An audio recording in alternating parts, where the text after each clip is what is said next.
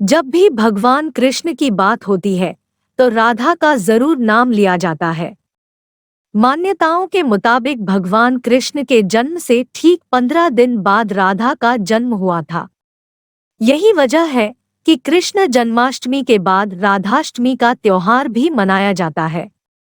हर साल भाद्रपद माह के शुक्ल पक्ष की अष्टमी तिथि को राधाष्टमी का सेलिब्रेशन होता है। वैसे तो देश भर में इस त्योहार का सेलिब्रेशन होता है, लेकिन वृंदावन, मथुरा और बरसाना में इसका खास महत्व है। इस दिन व्रत रहकर राधा रानी की पूजा भी की जाती है। राधा अष्टमी व्रत की कहानी। राधा माता गोलोक में श्री कृष्ण के साथ रहती थी। एक दफा कृष्ण भगवान को गोलोक में राधा रानी कहीं नजर नहीं आई। कुछ देर बाद कन्हैया अपनी सखी विराजा के साथ घूमने चले गए। यह बात जब राधा रानी को मालूम हुई तो उन्हें गुस्सा आया और वो सीधे कन्हैया के पास पहुंची। वहां पहुंचकर उन्होंने श्री कृष्ण को काफी भला बुरा कहा।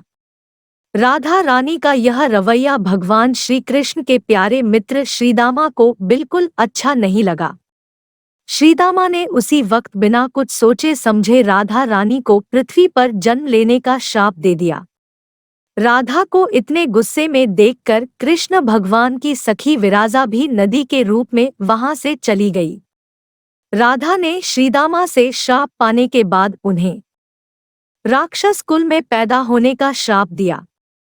राधा जी द्वारा दिए गए श्राप की वजह से ही श्रीदामा का जन्म शंखचूड़ दानव के रूप में हुआ। आगे चलकर वही दानव भगवान विष्णु का परम भक्त बना। दूसरी तरफ राधा रानी ने पृथ्वी पर वृषभानु के घर पुत्री के रूप में जन्म लिया।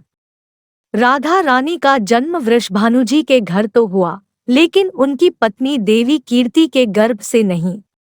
दरअसल जिस समय राधा मैया और श्रीदामा ने एक दूसरे को श्राप दिया था, तभी भगवान श्री कृष्ण ने कहा था कि राधा आपको वृषभानु जी और देवी कीर्ति की पुत्री बनकर पृथ्वी पर रहना होगा।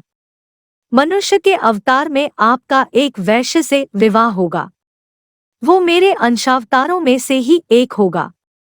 इस तरह आप पृथ्वी पर भी मेरी ही बनकर रहेंगी, परंतु हम दोनों को बिछड़ने का दुख सहना होगा।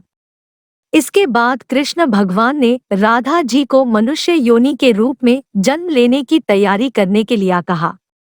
संसार के सामने वृषभानु जी की पत्नी गर्भवती हुई।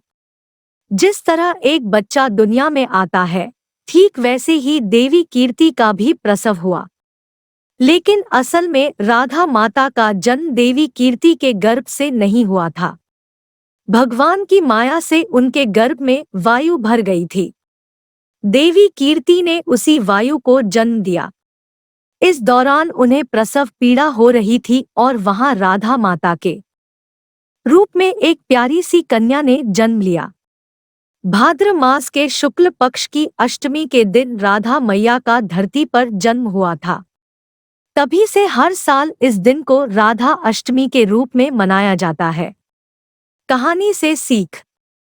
क्रोध एक बुराई है। क्रोध का जवाब क्रोध में ही देने से बातें और खराब हो जाती है। इसके कारण कई दुविधाओं का सामना करना पड़ सकता है। ऐसी ही पौराणिक कहानियों के लिए हमारे चैनल को लाइक और सब्सक्राइब करें। धन्यवाद।